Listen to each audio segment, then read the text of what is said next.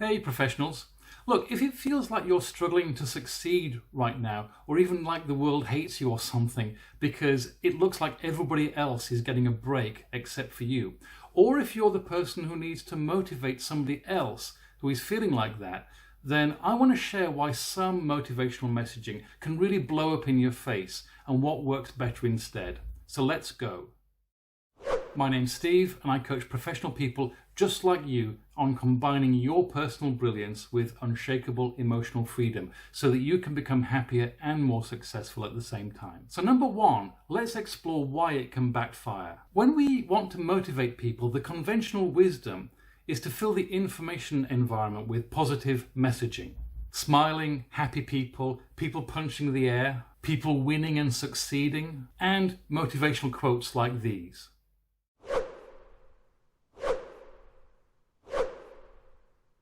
Well, I talk to a lot of people who struggle, and I've struggled at periods in my life. When I was a student, I had a year where everything went wrong for me physically and emotionally. I got sick, which put me way behind with my studies, and I got stressed because I got behind with my studies. And I was desperate to succeed socially. I don't mind admitting that I was socially awkward then, and of course I've since learned where I was going wrong. But at the time it looked like everybody else was succeeding socially on a massive scale and easily, except for me.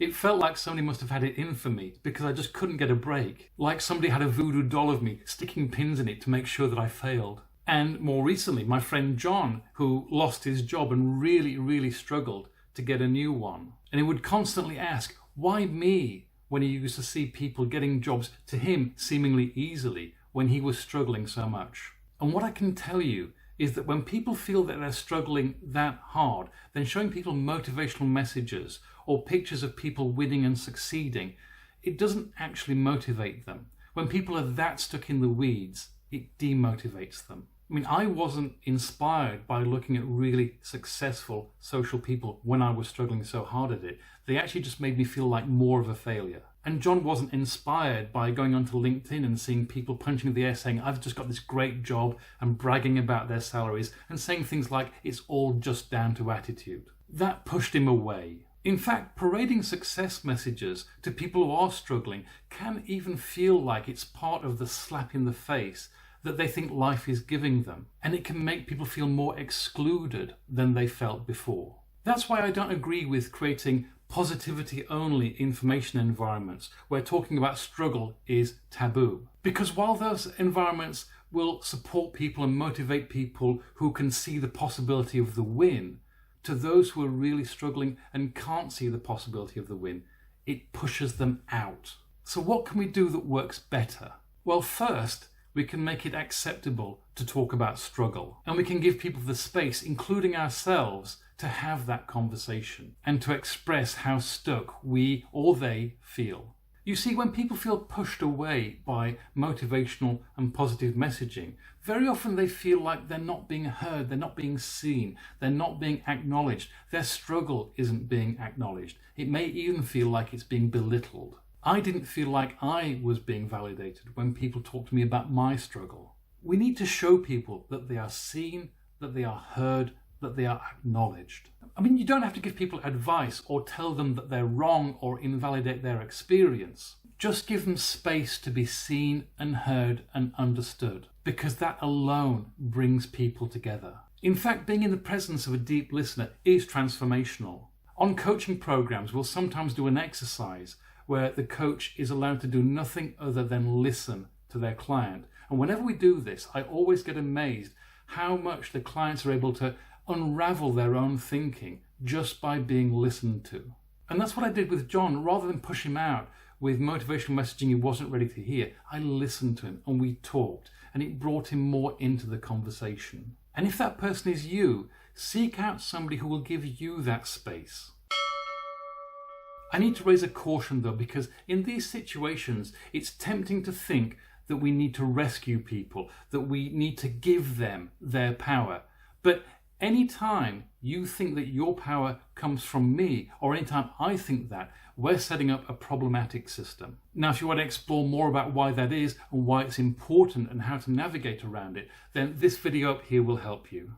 By the way, if you're enjoying this video so far, do give it a thumbs up, and don't forget to subscribe to the channel and click the notifications bell so that you'll know when new content like this arrives. Now, the second thing we can do is explore possibility without pressure.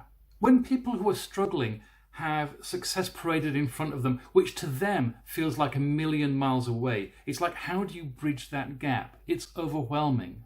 But when you explore what's possible in fewer, more manageable steps, then it's easier to envision that and to get excited by it.